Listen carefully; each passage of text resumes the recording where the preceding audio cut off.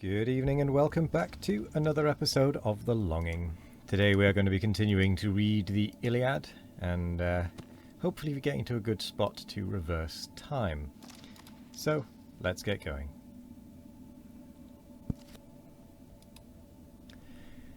The Greeks consent with loud applauding cries, and then Eumelus had received the prize. But youthful Nestor, jealous of his fame, the award opposes and asserts his claim.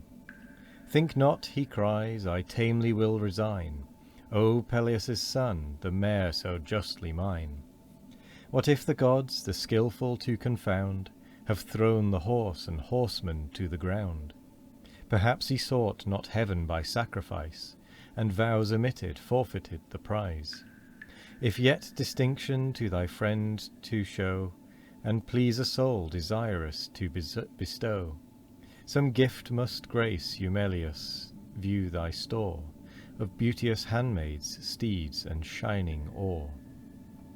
An ample present let him thence receive, and Greece shall praise thy generous thirst to give.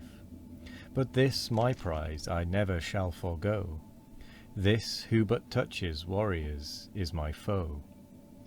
Thus spake the youth, nor did his words offend, pleased with the well-turned flattery of a friend. Achilles smiled, the gift proposed he cried, Antilochus we shall have ourself provide. With plates of brass the corslet covered o'er, the same renowned Asteropaeus wore, whose glittering margins raised with silver shine, no vulgar gift, Eumelus, shall be thine. He said, Automedon at his command the corslet brought and gave it to his hand. Distinguished by his friend his bosom glows, with generous joy then Menelaus rose. The herald placed the sceptre in his hands, and stilled the clamour of the shouting bands. Not without cause incensed at Nestor's son, and inly grieving thus the king begun. The praise of wisdom is in thy youth obtained, an act so rash Antilochus has stained. Robbed of my glory and my just reward, to you, O Grecians, be my wrong declared.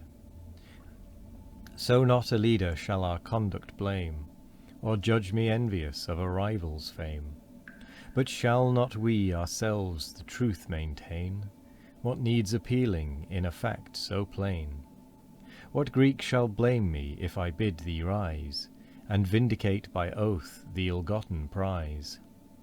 Rise if thou darest before thy chariot stand, the driving scourge high lifted in thy hand, and touch thy steeds and swear thy whole intent was but to conquer, not to circumvent. Swear by that God whose liquid arms surround the globe, and whose dread earthquakes heave the ground. The prudent chief with calm attention heard, then mildly thus, excuse if youth have erred. Superior as thou art, forgive the offence, nor I thy equal, or in years or sense. Thou know'st the errors of unripened age, weak are its counsels, headlong is its rage. The prize I quit, if thou thy wrath resign, the mare or aught thou ask'st be freely thine. Ere I become from thy dear friendship torn, hateful to thee and to the gods forsworn. So spoke Antilochus, and at the word the mare contested to the king restored. Joy swells his soul as when the vernal grain lifts the green ear above the springing plain. The fields their vegetable life renew, and laugh and glitter with the morning dew. Such joy the Spartan's shining face o'erspread, and lifted his gay heart while thus he said, Still may our souls, O generous youth, agree, 'tis now Atrides' turn to yield to thee. Rash heat perhaps a moment might control, not break the settled temper of thy soul. Not but, my friend, 'tis still the wiser way to waive contention with superior sway. For how few who should like thee offend, like thee have talents to regain the friend, to plead indulgence and thy fault atone, suffice thy father's merit and thy own.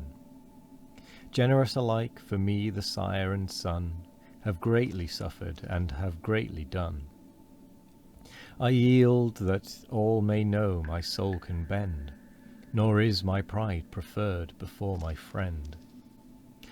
He said, and pleased his passion to command, resigned the courser to Noemon's hand, friend of the youthful chief, himself content, the shining charger to his vessel sent.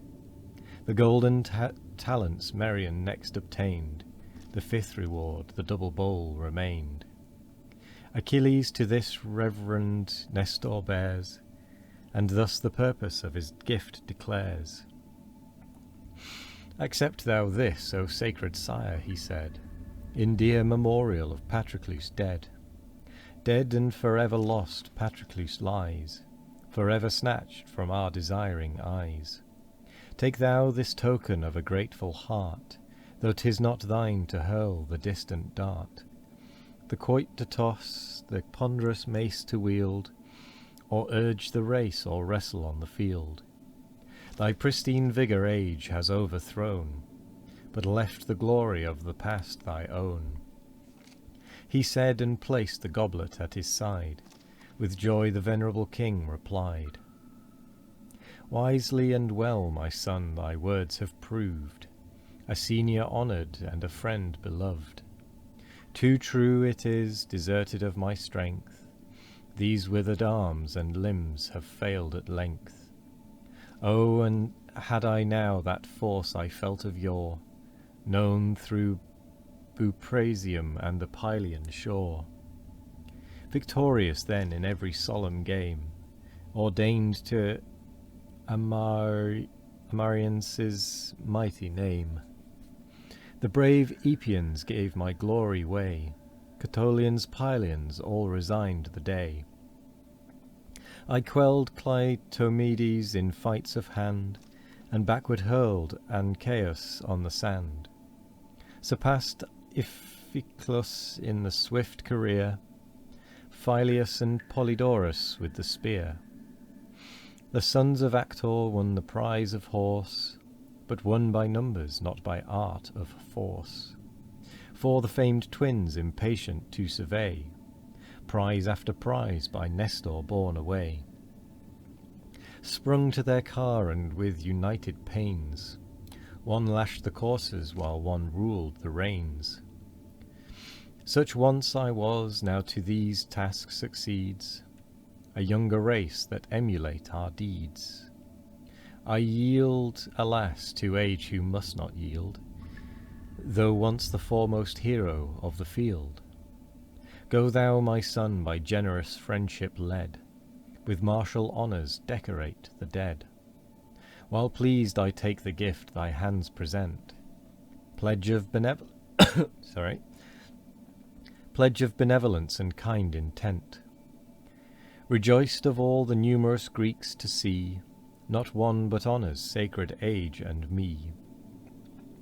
Those due distinctions thou so well canst pay, may the just gods return another day.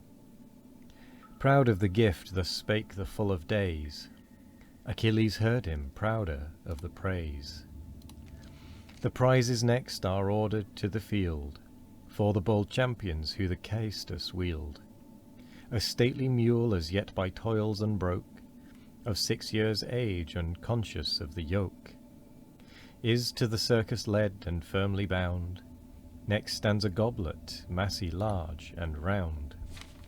Achilles rising thus let Greece excite, 2 heroes equal to this hardy fight, who dare the foe with lifted arms provoke, and rush beneath the long descending stroke. On whom Apollo shall the palm bestow, and whom the Greeks supreme by conquest know. This mule his dauntless labours shall repay, the vanquished bear the massy bowl away.